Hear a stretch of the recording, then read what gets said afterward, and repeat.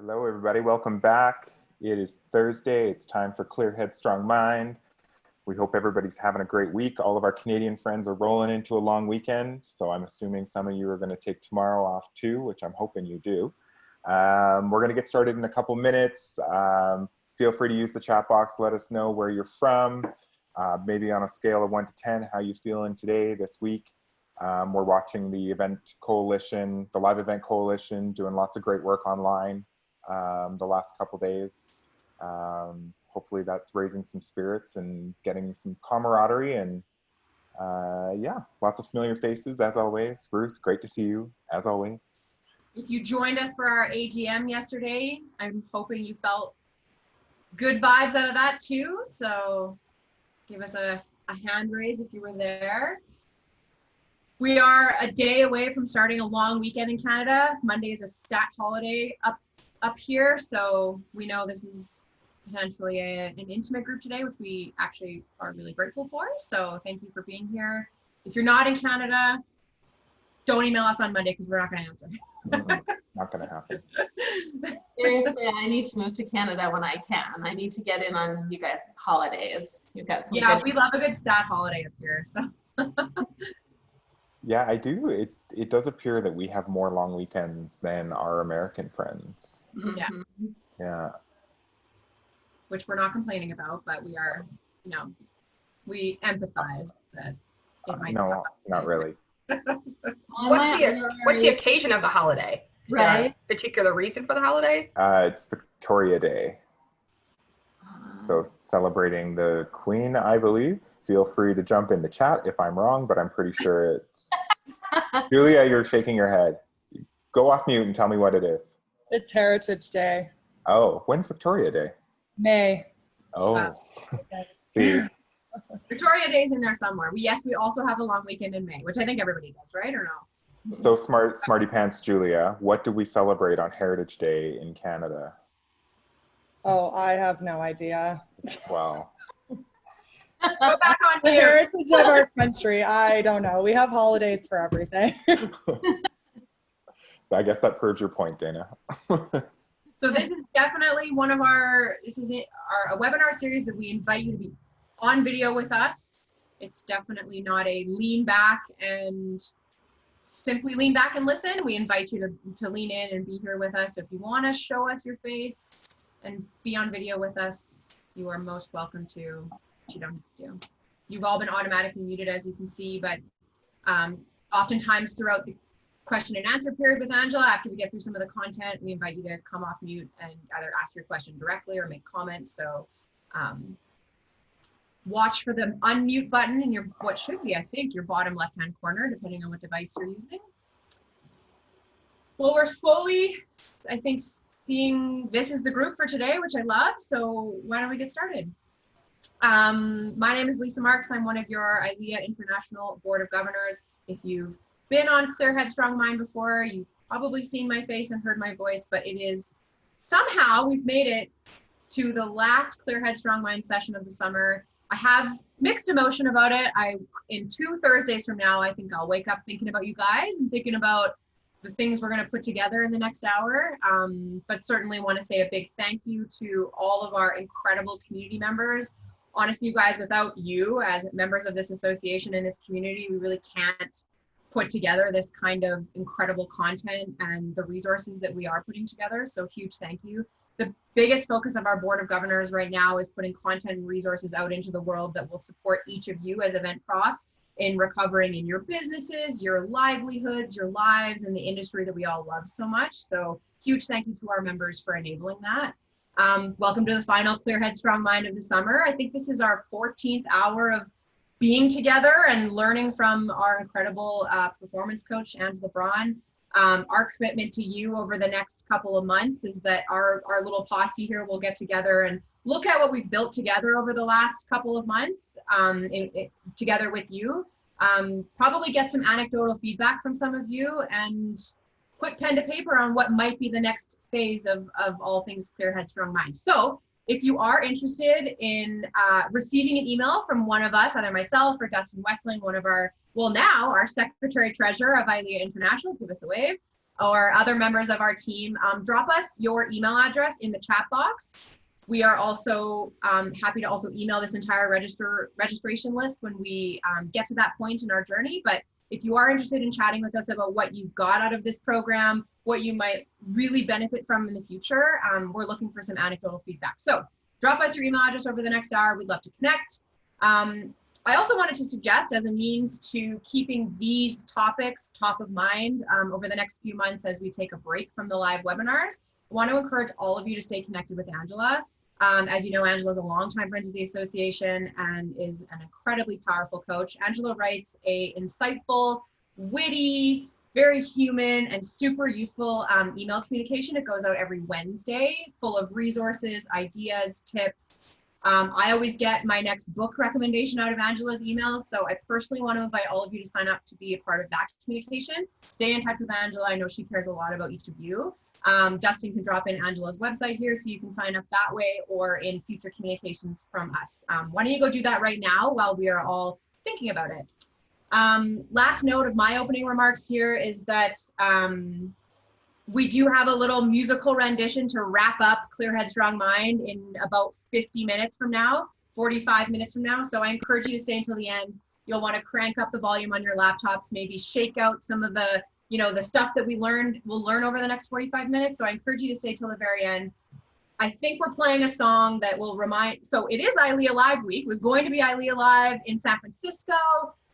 So I think we should all stick around to the end and listen to a song that I think will bring you back to the last time we were all together at about 2 a.m. on maybe a Spree Awards gala night. So stick around. Okay, well, it's my honor today to introduce to you, our dear friend and ILEA International President, as of what, like 15 hours ago, maybe? Whatever the hour count is. Dana McCauley is on day one of her presidency for ILEA International. We couldn't be more lucky to have you in the leadership seat. And Dana's here today and just wanted to say a few words of thanks to all of you for being such an active part of this series and the association. So Dana, over to you. Thanks, Lisa. Well, I couldn't think of a more perfect way to ring in day one as ILEA International President with this incredible Clear Head Strong Mind session. This has been such a meaningful series throughout these 4 months. Really, you guys, coming together to support our community. And thank you to all of you, many who have tuned in every session as a mindfulness cohort, really to ready ourselves to rebuild our industry. And thank you to Lisa and Dustin for putting together all of the incredible sessions over the past months. Really, you've made a difference to everybody. And to my friend Carol, who I met along the way as we were getting ready to be at ILEA Live while we can't be in person. I mean, thank you so much. I know we were going to do yoga together in Giant Stadium, but instead you've been guiding the pathway all along during this series to really help us clear our minds and center ourselves for the incredible work. And thank you so much to our guide, Angela. I mean, wow. Thank you for your countless hours, all of your thoughtfulness. You're a true inspiration to all of us. On behalf of everyone here, everyone in the ILEA family, thank you from the bottom of our hearts, the top of our hearts, from our mind, and just, from all of our family around the globe. So excited to kick it back to Lisa and then over to all of you for today's session. Awesome. Thanks, Dana. And thanks so much for being here and reaching out this morning. It was great to chat with you. So let's get started. As always, we'd like to invite you to use the next 51 minutes to leave the world outside, leave your business on your phones, and really just be here present for yourselves. So we're going to kick off by getting centered and shutting the world out for a couple of minutes. So as Dana said, our friend Carol Dunsmore is on the line. Carol is based in Arizona, is the owner of the Next Great Event, is a longtime ILEA friend and family member, is also a certified yoga instructor.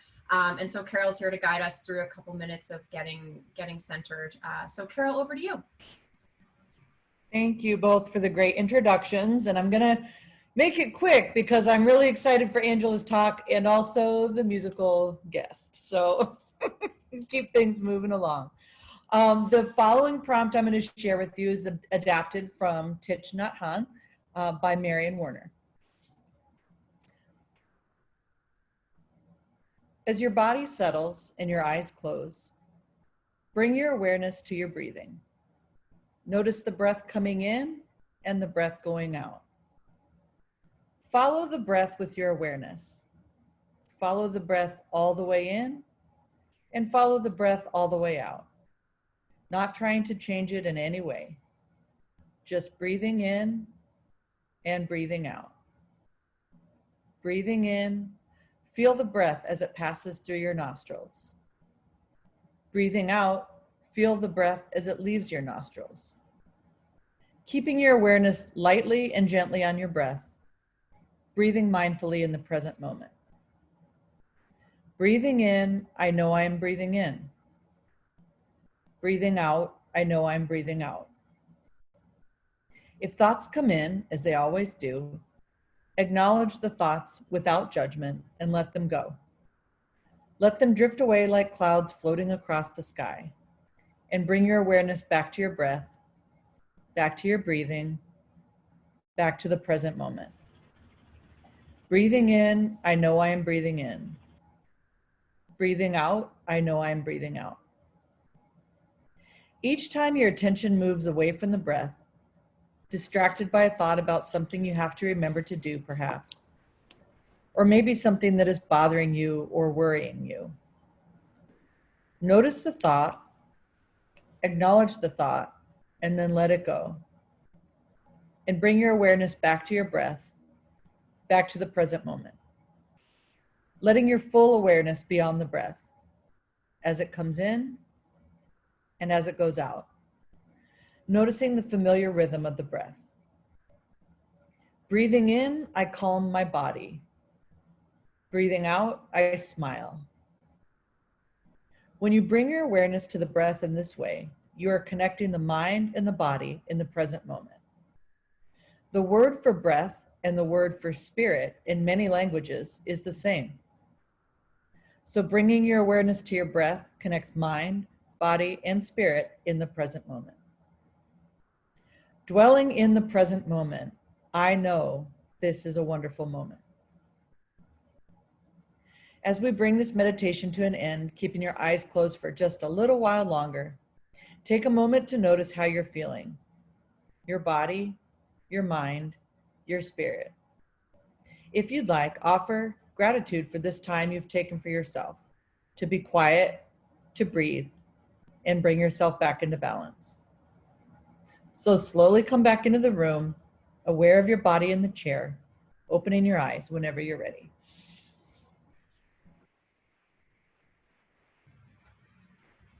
Awesome. Thanks, Carol. We're going to let everyone come on back. All right. Let's talk about ourselves for the next 45 minutes, okay? Let's talk about the power of habits. It's my pleasure, as always, to introduce, for the last time this summer, my friend and colleague, Angela Braun. As most of you know, Angela is a longtime friend of ILEA, and after 20 plus years in the corporate world, specifically in aviation and hospitality, Angela now runs her own coaching practice, specializing in leadership and personal performance coaching, working with clients around the world. And if you've been here before, you've met Angela in person, you know that she has the most beautiful blend of corporate acumen, human empathy, and the understanding of what it is to exist on this planet, how to capitalize on all of our God-given strengths. Makes Angela a really powerful resource to whoever she works with. And so I have no doubt we're going to get a lot out of today, and what an awesome, wonderful topic for us to end this summer series and go into August with a lot to think about and maybe a lot of action to take. So Angela, welcome. Thank you for being here, and over to you. Thank you, Elisa. Thank you, Elisa and Dustin, for doing such a wonderful job and including me in this wonderful Clear Head, Strong Mind series. And Dana, oh, you know what, lovely, it's so nice to see your face. It's been so long since I've actually been able to see you in person, so seeing your face actually just feels really lovely. And Carol, I don't know how I'm going to survive without Carol over the summer. Anybody else with me? Like, seriously. So Carol, can I just call you? Call me anytime. I already tagged you in the chat. I'm already withdrawing from you too. So this. Oh, totally. So I'm going to be crying at the end of this. Just call me, email me, whatever. Good stuff. And to all of you guys, oh my gosh, I hope I don't get too emotional on this webinar, but I'm going to like preface this by saying that it just might happen. I want to take a few moments to express so much gratitude to all of you, because Lisa and Dustin have, said this before, but it's really almost become a community within a community. And I really look forward to coming and hanging out with all of you every second Thursday. You fill my cup.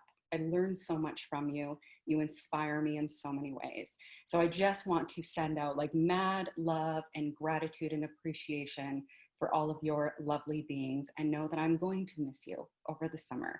And I'm really looking forward to a time where we can all connect again. Okay, whew, that feels emotional. I'm gonna move on to some of the content, or I'm gonna spend the whole hour crying with all of you. Okay, so we are here actually to talk about habits today, and why building habits can be really important to, essentially to our success. And before I get into habits and kind of walk us through what the cadence of this conversation is going to be, I actually wanted to take a few minutes and I wanted to share with you a little bit about what we've covered thus far. And the reason why I want to do that is because I want to show you how intentionally Lisa and Dustin and I have created a series that is foundational, and how one practice builds upon the other, so that when you move into the summer and you have an opportunity to reflect on the Clear Head, Strong Mind series, that you can take a look at how it all connects with you in order to put it into practice. And so when we first started this particular series of Clear Head, Strong Mind, what we decided to talk about was mindset. And so we specifically talked about the growth versus fixed mindset from Carol Dweck. Now, Carol Dweck had done 20 years of behavioral research, primarily targeting the educational institution to start. And what she was looking for is what constituted these different mindsets. Now, the fixed mindset basically says that our inherent talent, our education, and our experience determines our success. So basically, if we want to move in a direction of which we don't have those things and it's not possible, we won't succeed, and therefore we're not going to try at all. The growth mindset, on the other hand, says, hey, guess what? We got this inherent talent, we have this education, we have this experience, and it's going to contribute to our success, but we can move on and try new things. And through effort and dedication and consistency and dedication, we will get there. And so as we move forward, and as we potentially fail forward, or we make mistakes, that's okay, because it's all part of the process. So it's kind of like looking at perfection versus mastery. Perfection is unattainable. It comes from a place of fear. Mastery comes from a place of love. It's all about getting to where we ultimately want to be. Then the next thing we talked about was vision. Now, vision is important always, but it's even more important in times of crisis, because it becomes a life raft for where we ultimately want to be. It allows us to hang on to something bigger than ourselves. And so that vision is what we ultimately desire to have. It becomes our why. The strategy is the how. The strategy shifts and changes. It's short term. The vision is long term. And I know that can be a challenging concept. So many of you are visionaries, so it won't be a challenge for you. I got to tell you, vision is actually really hard for me. I'm a planner by nature, and so I automatically want to get into the strategy and the tactics. And the vision is something that feels really challenging for me, but it's so important, because in the absence of vision, we might be building the wrong strategy. And so we want to get really clear on that. And I'm only going to take a few seconds on this because I know we've talked about it a lot, but I know a few questions since then have come up. So I'm going to illustrate this through a narrative, just so you guys can ground into it a little bit. So I'm going to share a personal story with you. I promise we are getting to habits. We will get there. So when I take a look at, the future, say, of where I would like to go from a professional perspective, I want to kind of move more into that leadership framework. I want to do, ground into things like culture and performance management and employee motivation, et cetera. So really kind of into that people planning process is where I kind of see my company growing and expanding. Here's the thing, guys. What kind of landscape are we in right now, right? We know that unemployment rate is higher than it ever has been, for years. We know that furlough is happening in most industries across the world.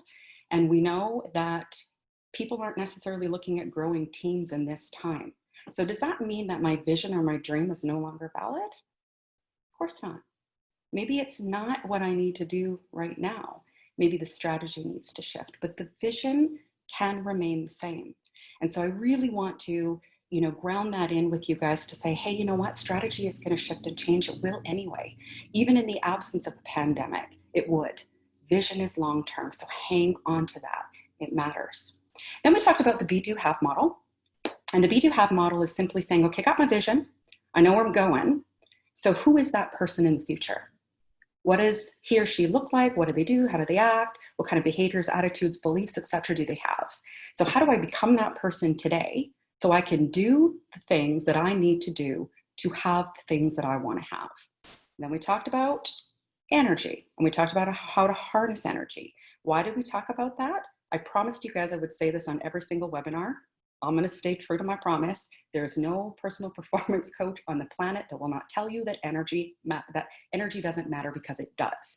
And those foundational pieces that we look at actually expedites our success. It makes us healthier, it makes us smarter, it makes us happier, and it makes us more confident, and it allows us to invest in ourselves as the biggest and most important asset that we have in life.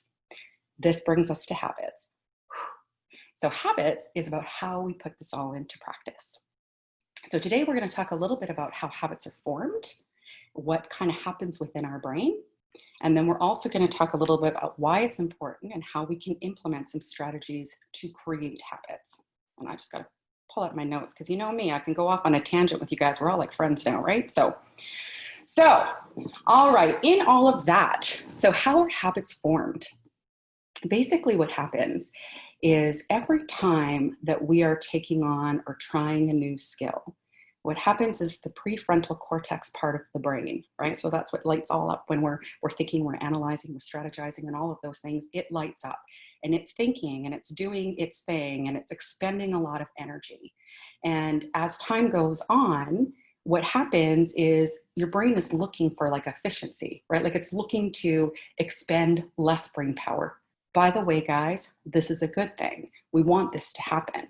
But as that's happening, we're starting to create patterns. And as we're creating patterns, neurotransmitters in the brain are starting to form. This is what neuroplasticity is. All it means is that the brain is like any other muscle. It has the opportunity to grow. And so these neurotransmitters are firing, they're creating patterns, and then eventually that habit goes into the subconscious.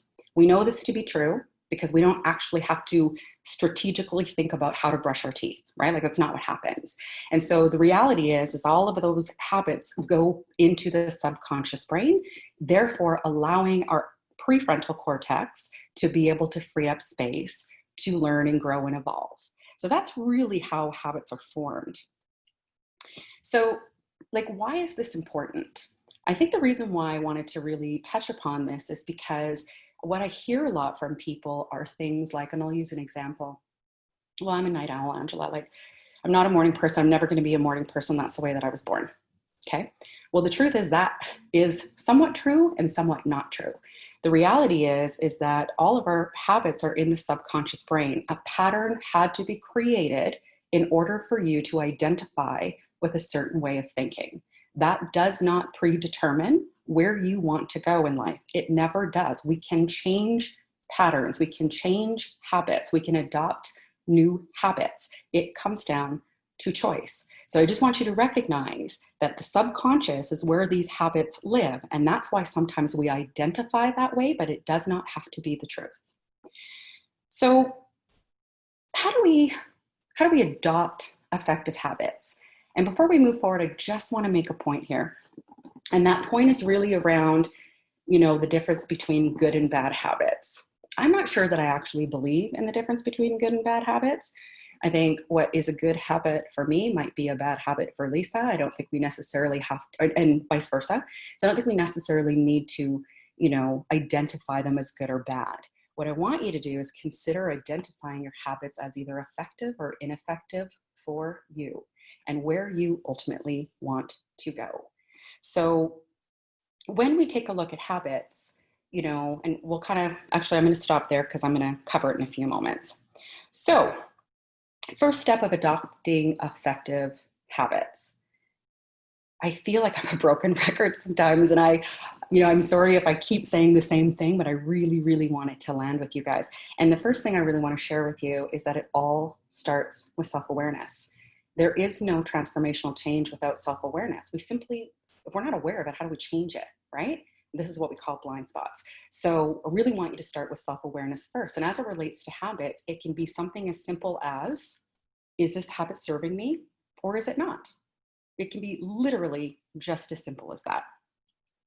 Second thing I want you to do is think about that end state. And so there are two ways of looking at this, right? You build habits to achieve an outcome, or you can build habits to identify. So into what you consider like self-identity to be. Now, I actually really love the idea of building habits based on identity, because I think when we build habits on identity, then we can like ground into the motivational why behind it. So an example of this would be, say you wanted to write a book, you want to run a marathon, whatever, we'll just use the write a book thing. So you want to write a book. So the end state is writing a book, right? Like that's the outcome.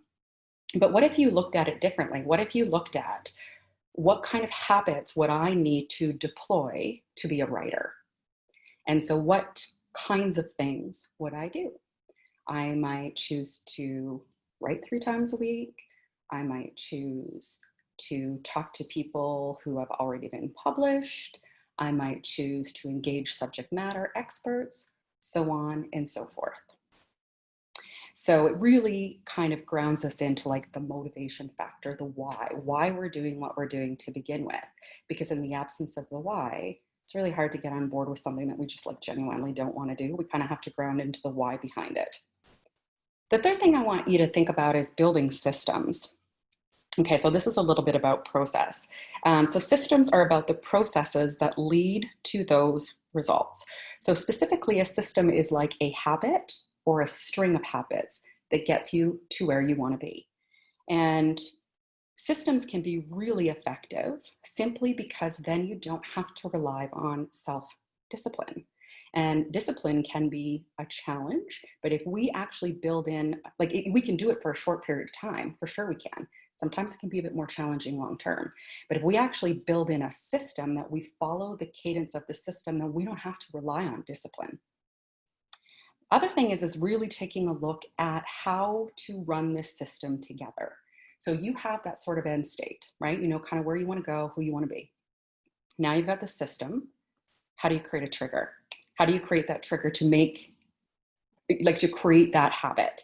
And a couple of things you can look at. You can look at habit stacking as well. And then you can literally looking at a trigger of, when X happens, I will do Y. So I'm going to give you an example of this. So, I don't know about you guys, but I have kind of fallen into the pattern of like a Netflix junkie. Like it's happened over the last couple of months, right? And Julia, you're here, so the Hallmark movie is a real thing too. Like that's also happening. And so basically I have this goal and I like to read 2 books a month, and I have not been doing that, you guys, but it feels really important to me. And so what I've done is I've actually created a trigger. And so when I wake up in the morning, I make my bed. Like this is habit, I don't even think about it, right? Like it's so ingrained into my brain. And so I go ahead and I make my bed, and then I carry on, right? I make my coffee, make my hot water with lemon. All I've done is I've created a new trigger. So when I make my bed, I pull the book off the nightstand on the opposite side of my bed and I put it on my pillow. That's it. That's it. That is just a simple trigger. When this happens, I do this. That's it. So you have the ability to habit stack, and you also have the ability to create triggers. The next thing I want to share with you, and I see this all the time, and I think some of you are going to relate to this, and that really is around starting small. So stay with me for a moment here. How many times, whether we'll admit to it or whether we know someone, have we gone out and put all those New Year's resolutions and intentions into play, only to find 6 weeks later, it's gone bust, right? This happens all the time. This is truly a phenomenon that happens. And so when we start small, then what we're looking to make like just an incremental change. So what we recognize is we're not trying to get to the end result right away. That's actually not what we're trying to do at all. What we're trying to do is establish a pattern and create a habit. And when we cross the habit line and it becomes automated and it goes into our subconscious mind, we don't have to think about it anymore. Then we can continue to expand. So I really want you to be cognizant that it's all about like progress over perfection. So please get away from the perfection side of things. It's not attainable. You do not have to live your life that way. Think about what tiny little changes you want to make and implement those slowly. And before you know it, you will get it to exactly where it is that you want to be. And then the last thing is, and I think it was Carol who talked about this at one point too, and there's so much truth to it, and that's really around accountability, right? So whether we like it or not, skin in the game matters to us. And we also do have a tendency as a human to do some comparison. And so good or bad or otherwise, we can use that to our advantage. And so when we do that, we can get an accountability partner, a mastermind partner, a friend, or whatever, and share these things and then update people. It actually will keep us more accountable to what it is that we ultimately want to achieve. But remember, the goal is really about creating a habit. It's not the end result. So again, I'll share a story with you guys, and I like to share personal stories because then I think it kind of grounds us into the concept. But, I decided I wanted to start running again this year. And so in the spring, I had a running partner, and I got to tell you guys, for the first probably 3 to 4 weeks, very little running occurred. Like, I'm going to just be straight up honest with you guys. Like, it did not really happen. And so we tried to figure out like when we should start. Should it be 8? Should it be 9? What kind of route should we take? Is there a bathroom nearby? What is like the crowd like out there? Like, oh, the weather, should I like wear a hoodie? Should I not wear? Should I wear a water belt? All of that. But what we were doing is we were just establishing a pattern. We were getting into the cadence of going every Tuesday and Thursday. Even though not a lot of running was occurring, it was all about the pattern in order to create a habit. It all counts. So we can actually take some of the pressure off ourselves and just recognize those tiny little shifts that help us get there. An accountability partner will really help you out. So I'm not going to go too far into how to create a good habit because I have some wicked resources that I want to share with you guys. And as you guys know, we always do this and you always get it in an email so you can put it into practice after we've had this beautiful opportunity to hang out with each other. And there's some great resources. A lot of this has actually been pulled from the book Atomic Habits by James Clear. I love it. I hope you guys check it out. I just found it actually really easy and simple. And just allowed me to look at habits in a very different way. But anyways, what he talks about, and I'm going to send you some of his resources so you don't have to search for it, is the habit loop. And so when he's talking about how to create an effective habit, and he says it's kind of based on 4 things, right? So there's the cue, which is making it obvious. There's the craving, which is making it attractive. There's the response, which is making it easy. And then there's the reward, which is making it satisfying. All of these things are what's called a habit loop. So I'm going to use my reading story here so we can actually take a look at the analogy of this. So cue, making it obvious. I got a book, it's sitting on my pillow. Every time I walk in and out of my room, I see it's triggering, right? It's triggering in my brain, right, I want to read a book tonight. When I go to bed, it's sitting on my pillow. I physically have to move it in order to climb into bed. It's obvious. It's visible. The next thing I want to do is I want to create a really attractive environment. So, I'm going to put on my humidifier. I'm going to light up some of the lavender. I'm going to get my pillows all, nice and cozy. I'm going to pull out this book, maybe have a lovely bookmark or what have you. So I'm creating this sort of attractive environment to make it more appealing to me. The third thing I'm going to do is I'm going to make it easy. I don't need to read the whole book. Like, I don't. I can just read for 10 minutes. I can read 8 chapters. That's it. Let's not make it so difficult that it's not sustainable, right? So make it easy. And then the last piece is really about making it satisfying. And you guys will know what I mean here. We all know this. When we are in integrity with ourselves, when we do what we say we're going to do, we feel friggin' rock star, right? You guys know what I'm talking about. And so what happens is those 3 first sort of things within the habit loop kind of keep us going. But it's the 4th thing in the way that we feel that's so rewarding that actually establishes the pattern. So it all kind of works together. So that is kind of, mostly what I wanted to talk to you about with regards to habits today. But really what I wanted to sort of ground in and leave with you guys is that James Clear in Atomic Habits basically says, all we need to do is make a 1% change. That's it. A 1% change will actually increase that particular habit by 37% by the end of the year. Imagine that. One tiny little change can actually change your entire life. And it doesn't have to be as hard as we all think it needs to be. So I really wanted to leave that with you, because as we take a look over the course of the summer, there's such an opportunity to put some of this into practice. And the truth is, you all deserve so much happiness and so much success. And, we talked about this kind of on the last one too. And we were talking a little bit about time, and, we all have this time on our hands. And the truth is, it's not like we asked for it. It's kind of imposed upon us, right? And so in this imposed time, there is a potential opportunity to really take a look at how you want the future to look.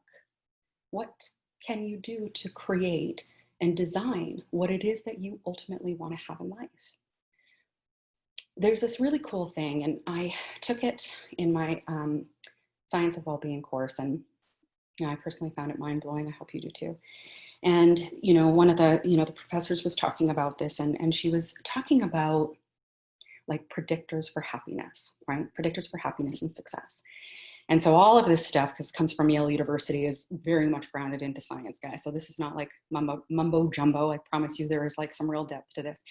And basically she was saying, okay, so what you need to do is that you need to look at a pie. So let's just pretend we've got this like circle, right? Like it's a pie. And when we take a look at predictors of happiness, 50% of the pie, so like say my right side here, might be left on your screen, but my right side says that 50% of the predictors of happiness is going to be based on that sort of philosophy of glass half full, glass half empty. You know what, guys? That's straight up fixed and growth mindset. That's what it is.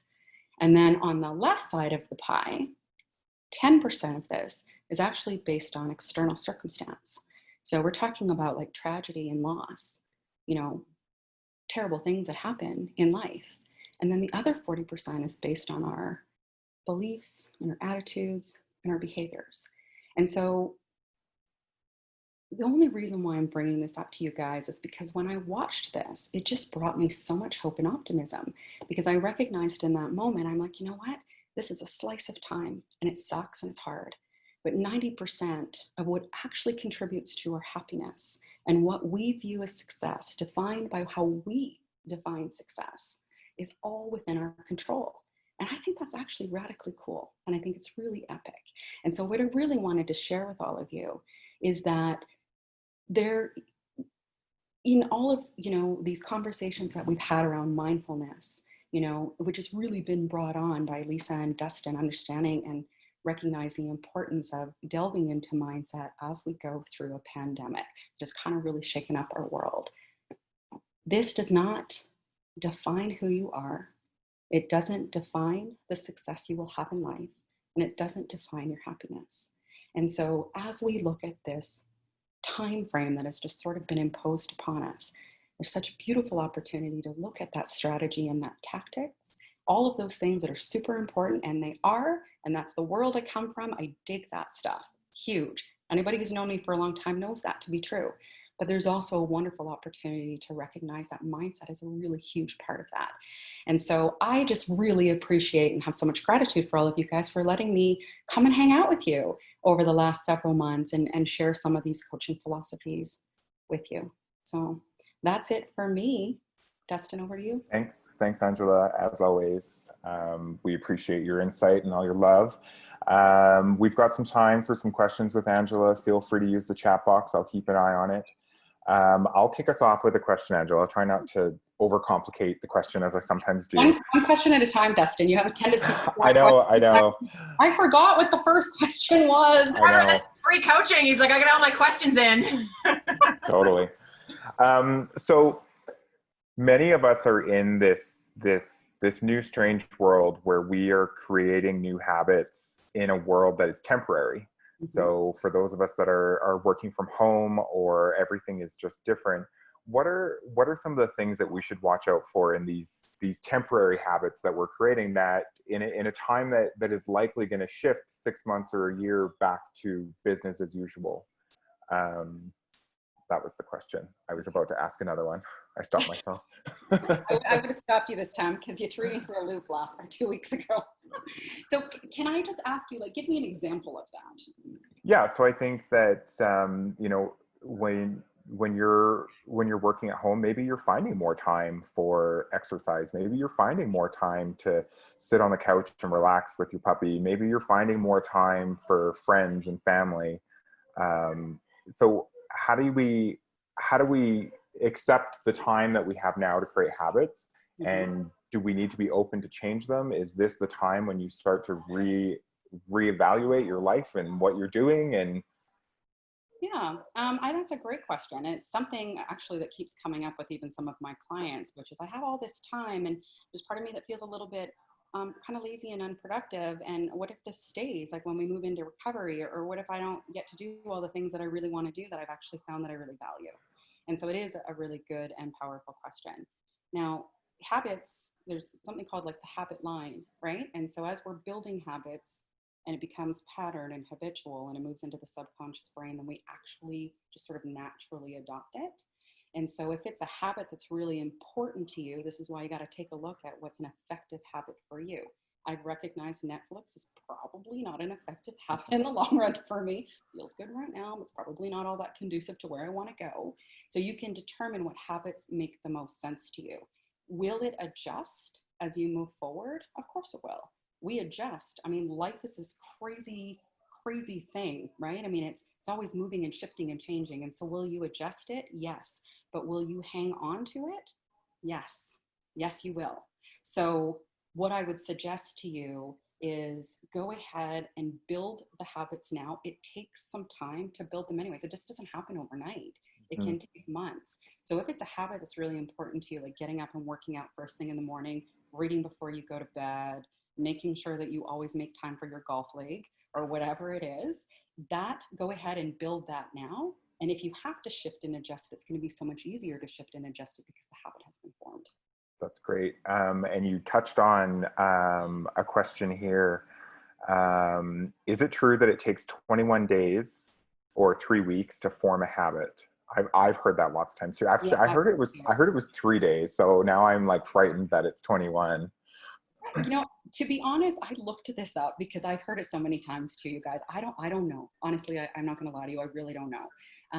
But it's so hard to say.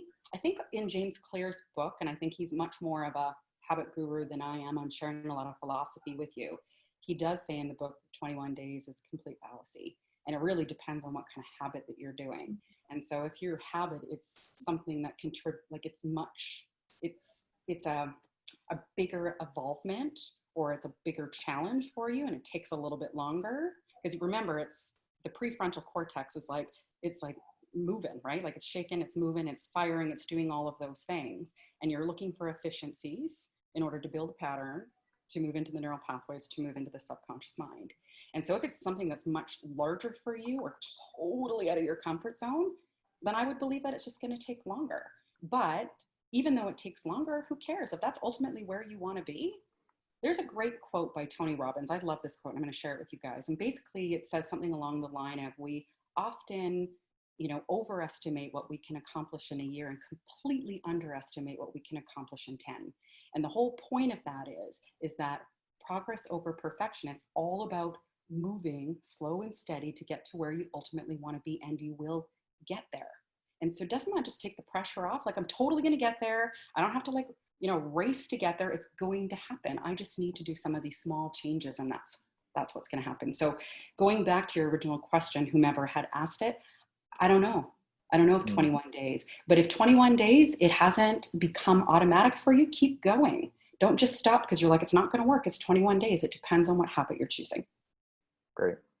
That makes total sense. Dana, since you're our guest of honor, do you have any questions you'd like to ask Angela? Which I already know you do because I have it in the chat. Somebody's at my door right now bringing flowers, you guys. Oh. Hold on. Who get those? No, I'm just kidding. Hang on one sec. I'll be right back. Yeah, I do go have a get your question. flowers. Sure. While Dana's gone, for those of you that have been on this session before, you may have seen us talk about Brain FM. So since we're going to say goodbye for a little while, I wanted to make sure everybody had the opportunity to get signed up for Brain FM. Brain FM uses music to help you with concentration and meditation and creativity. I've been using it all this year. It has been such a blessing over these last few months. So I'm just throwing it in the chat right here. There's a little bit of a description.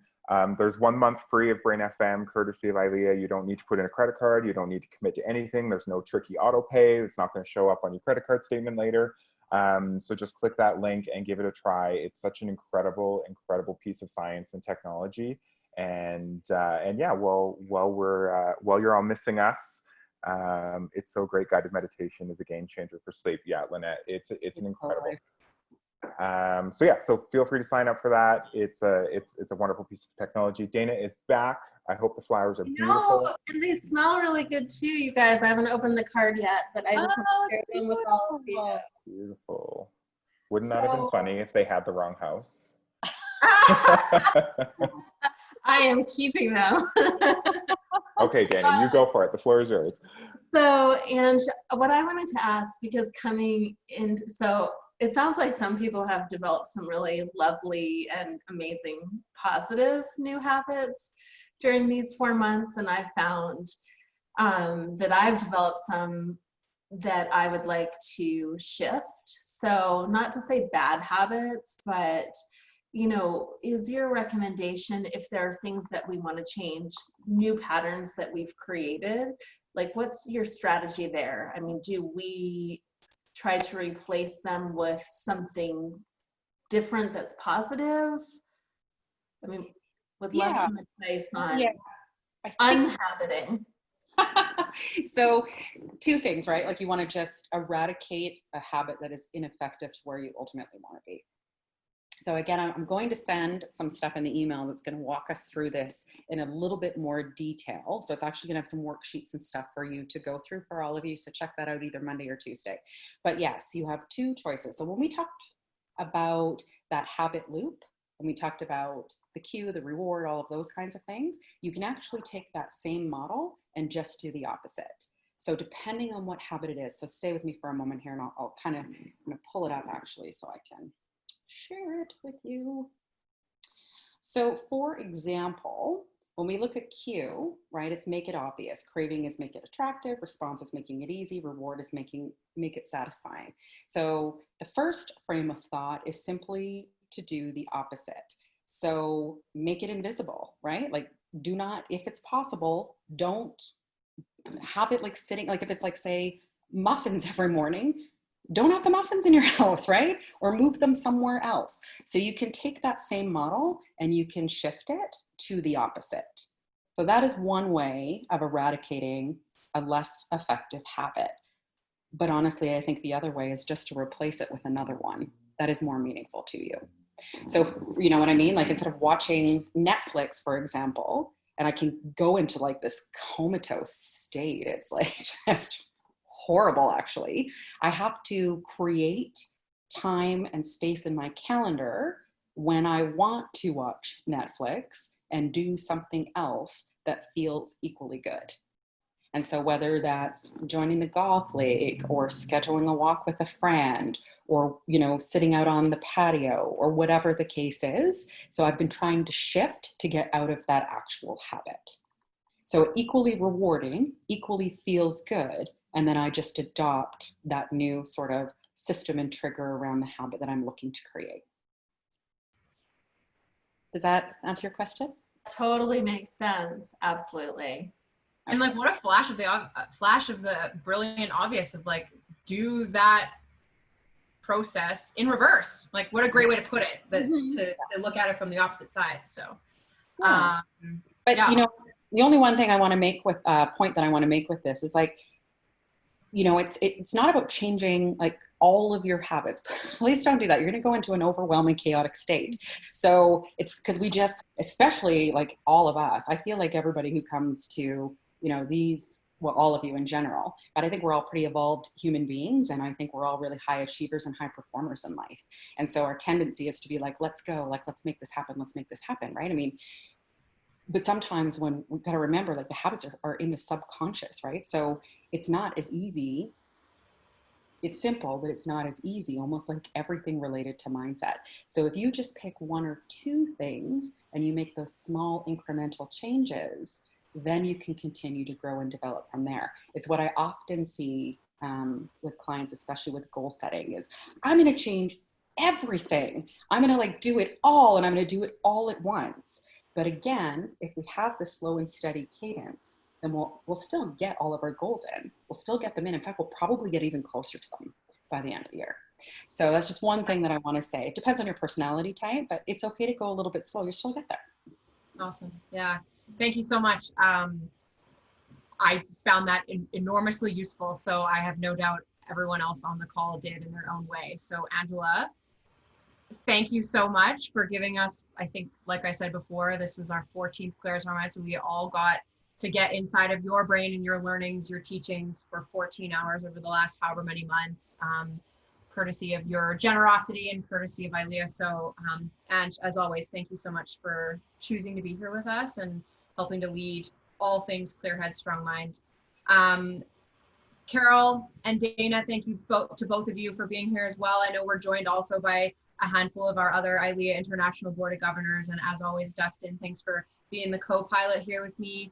It's my true honor and pleasure to be able to be a part of this association and specifically this series with all of you. So thanks to all of you for choosing to be here, and to all of our incredible members for your tenacity and your heart and your willingness to go up against challenge. We will absolutely continue to get through this, and we'll probably get through it a little faster and maybe a little easier together. So thank you for being here.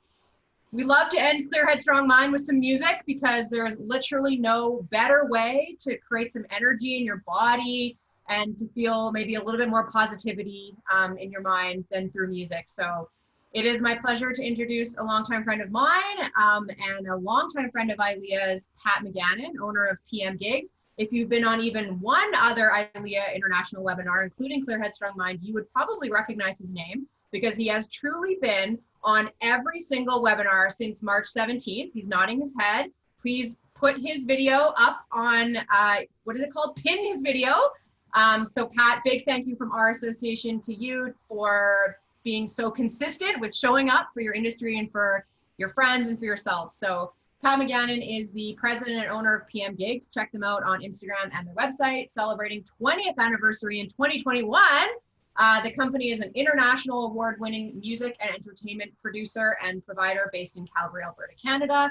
Company focuses on producing entertainment and experiences for corporate, social, fundraising, and conference markets in Calgary and the surrounding area. Pat is a veteran musician, having performed over 5,000 shows worldwide and playing the piano for over 50 years. Talk about forming a habit, 50 years of the same instrument. He performs often in his Dueling Piano Kings show and has won Entertainer of the Year at the Canadian Event Industry Awards in 2019. And just posted yesterday, Pat was just nominated for Industry Person of the Year at the 2020 YYC Music Awards. Pat has been an active ILEA member in Calgary since 2005. That was actually longer than I was going to say, but that's pretty incredible. And so today, Pat is joined by his son, Sloan McGannon. Sloan, give us a wave. Thank you for being here and choosing to be a part of this. They just formed their duo, the De-Stressin' Driveway Sessions, in May of 2020. So pivot strategy from COVID-19 is the De-Stressin' Driveway Sessions, featuring physically distant outdoor concerts in driveways and backyards all summer long. They're the only father-son duo in Calgary with the mission to reduce stress during COVID-19 in our community through live music. So turn up your volume. I encourage you to sit back, relax, and enjoy the next 4 or 5 minutes. Pat, over to you. Well, thanks so much, everybody. Welcome to our home studio here in Calgary, Alberta, Canada. This song we're going to do is one of those songs that is going to probably bring you back to an ILEA live concert, late night in a lobby, maybe a TSE event where a band was playing this at 2 in the morning and all these event professionals crowd on stage to celebrate not only their love for each other, but the love for this industry. The other thing is, I'll also say, I don't know if Lynn Fletcher's on this call, but I don't think I've done this song any more times with anybody on the planet than Lynn Fletcher. Do you guys know this one? Sing it loud.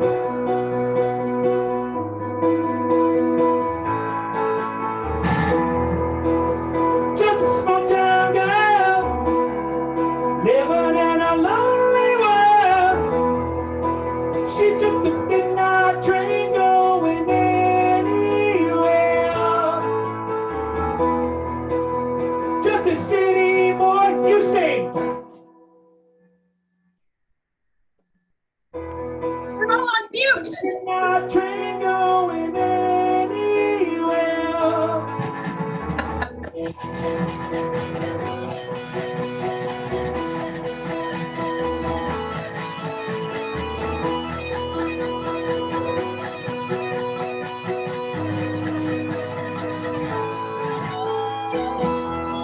Sitting in a smoky room, smell wine and keep the view. For a smile they can share the night. It goes on and on and on and on. Strangers waiting up and down the boulevard, their shadows searching in the night. Being like people, living just a fine emotion hiding somewhere in the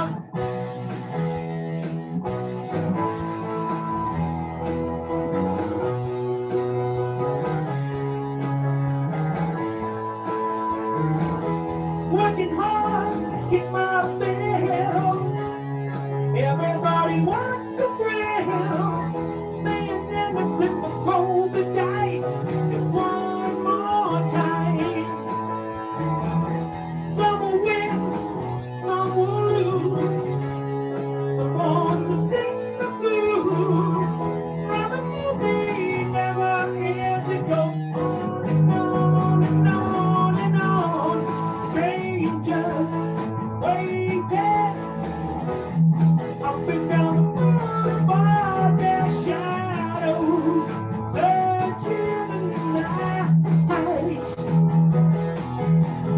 Dream like people, living just a fine emotion hiding somewhere in the slow.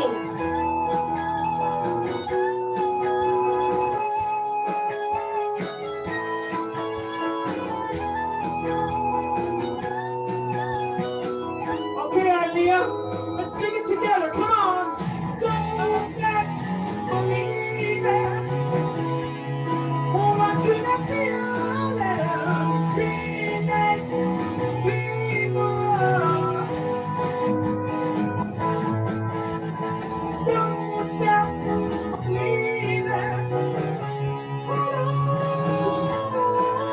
Hold on. Scream like people. Don't stop believing. Hold on to that feeling. Scream like people.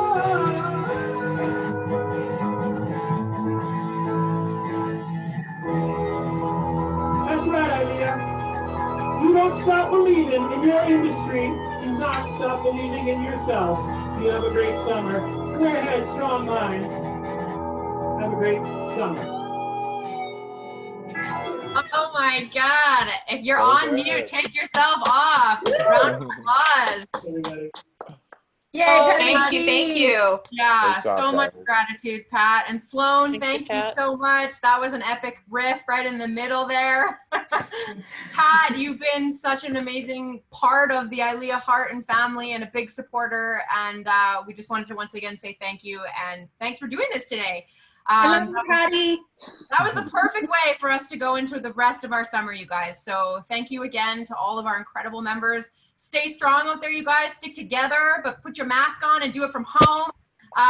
Reach out anytime you need anything. Dustin put our, I think, email address in the chat. Hit us up anytime if there's anything that we as an association can do for you that we're not doing enough of or you want us to do less of. We are 100% here to continue to build an industry and a community that we all love so much. So Angela Braun, thank you again for everything. Let's go and enjoy your August, you guys. Let's do some great work because I know it's possible, and we will see you all again very, very soon. Thanks, everybody. Thanks, everyone.